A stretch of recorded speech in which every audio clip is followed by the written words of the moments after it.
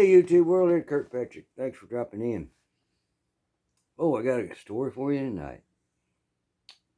Kind of current event triggered this story. Story from way back. My buddy Frank, he found out he got put in a nursing home. He just bought a new house.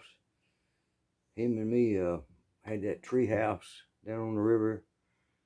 Sold it, my part to him last year, and he sold his part, the rest of it to somebody else. And all the back land I had sold him years ago, he sold that too, and got him a house kind of close to town in the suburb, because you can't get around too well. And I guess his fourth wife, I think it's his four.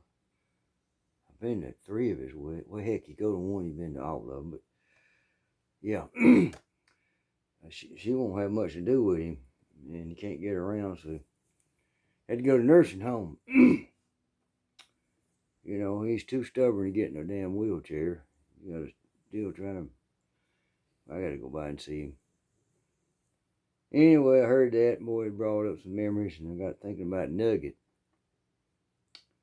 That's Frank's blonde lab, female. He got her from a, hey, that's Buddy over there, snoring, talking about females. Got him. Anyway, got him from a guy named Tommy Rogers, who's a big time duck hunter here. Tommy's passed on too. Tommy was a small fella about like me, and he went to Vietnam, and he's in one of them helicopters firing that 50 cal. That's what he did when they went and picked up and let out soldiers. He was a gunner. It must have been a rough time. Anyhow, getting back to Nugget, she was a good dog, boy. We go duck hunting with that dog. That boy trained her right. She'd bust ice, get out there to get a duck. She'd sit right there by your side in the blind and would look up at the sky just like you were doing. She knew what was going on. She knew when you shot, and she'd watch them fall. And she'd keep looking. She knew that when you said go, she'd go get them 1, 2, 3 ducks at a time. Heck of a dang dog. Well, I had a dog about that time named Sport. Now, Sport was a cross between a Basset Hound and a Beagle. Kind of in the same family, but not. But picture Sport as a big old beagle with a set of cojones on him. Dog wasn't scared of nothing. Good rabbit dog. Doggone good rabbit dog. Anyhow, me and Frank was down hunting some other property I recently sold. And they timbered it, and they piled up all the limbs back in those days. Nowadays they grind them up and throw them chips in a trailer and haul it off. The good ones do. Anyway, you got this big old pile of pine limbs from the timber, and then over the years the briars had grown all up around it. It was a perfect thicket for rabbits. Anything else that wanted to get out of the weather. Make them a cave down in there, you know, under all that rubble and green canopy.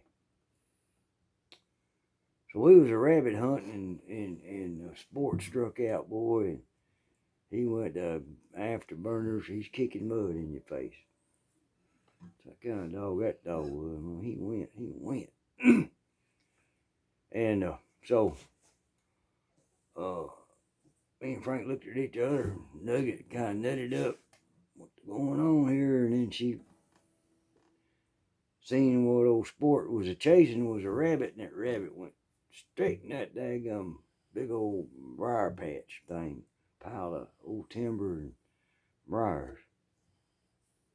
Old Sport, like I said, even though his canonas got scratched up a lot, he would still go in there right through the briars, boy. Damn. He went in there barking and carrying on, you know how a beagle barks. Barf, barf, barf, barf. He bays sometimes, they call it baying. Barf. I can't do it. But anyhow, if you've been around a beagle dog, you know what I'm talking about. So, he goes in there and Nugget, Frank still got her on a collar. I mean, on a leash. And he holds her hold up, and man, the fight commences. Sport was barking like a son of a gun. Next thing I heard him whimper, and then I heard him just cry. Heard him take his last breath. Boy, I was a peek my shotgun up me, and what the heck going on here? Frank said, "Easy, Nugget, easy, Nugget." We kind of walked up there, and we didn't hear no more whimpering. But I heard a little bit of whining, like a baby.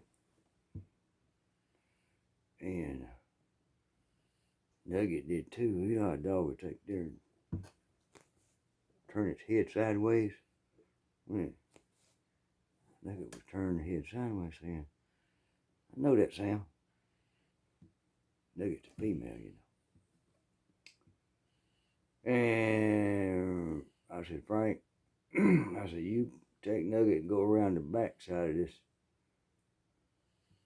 pile of brush. Get ready. Because I'm going in after my damn dog." Alright. So he moved back around there. So I went in there and I kind of got me a limb and started pushing stuff back. And I could hear this whining. I looked down there and I saw Sport's foot. So I grabbed it and pulled it out. Sport was dead. His neck about sliced off. And I could hear that whining and whimpering again. I threw the safety off that there shotgun.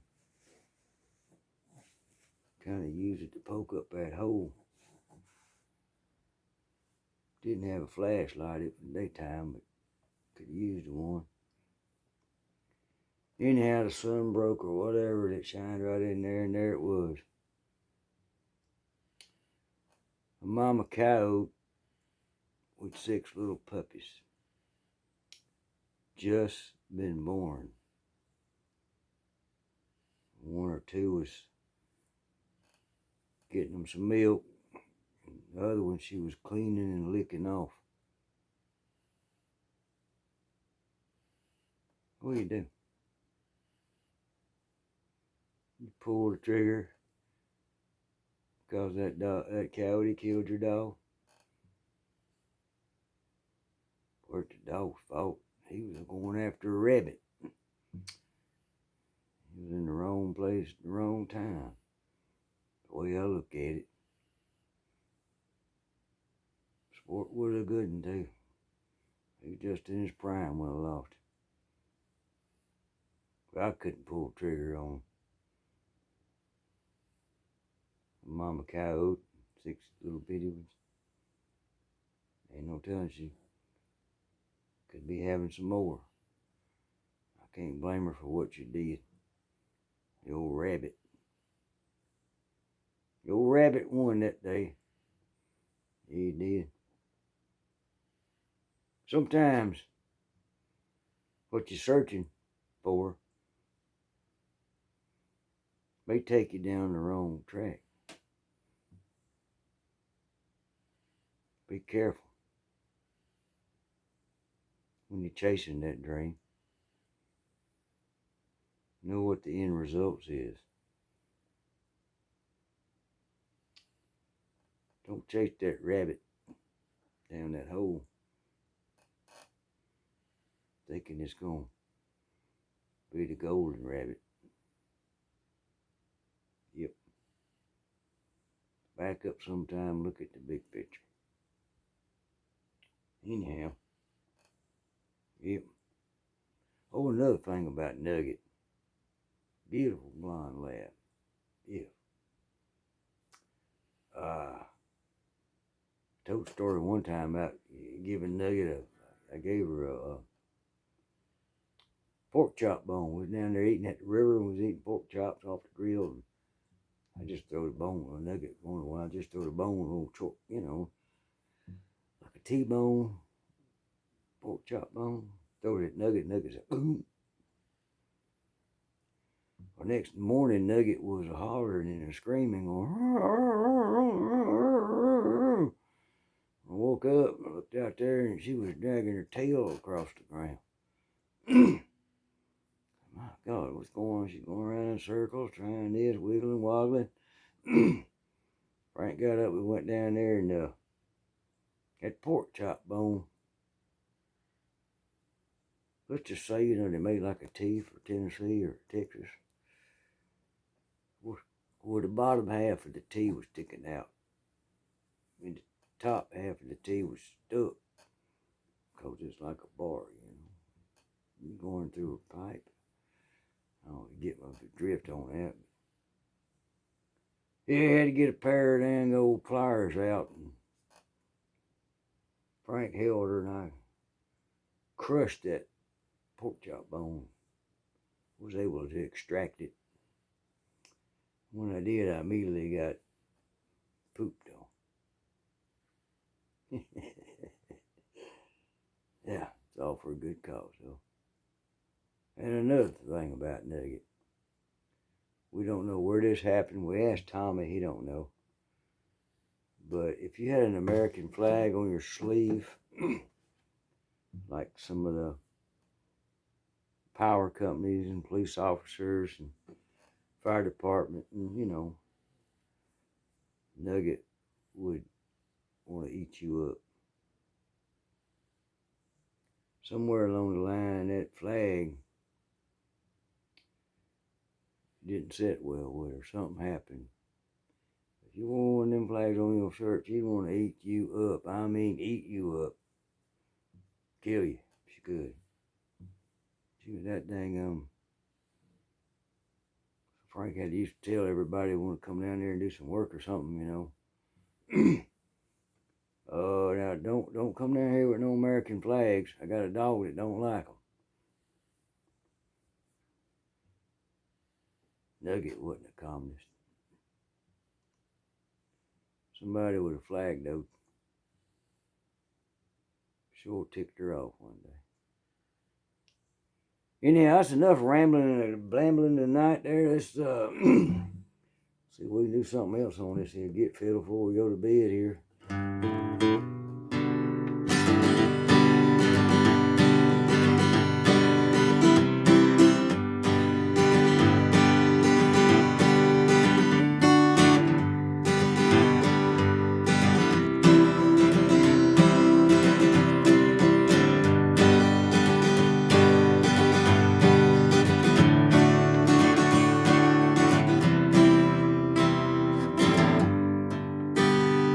Adios. Thanks for stopping by. Dropping in. It's Kurt Patrick. We love you. Walk with Jesus. God bless everybody. Adios.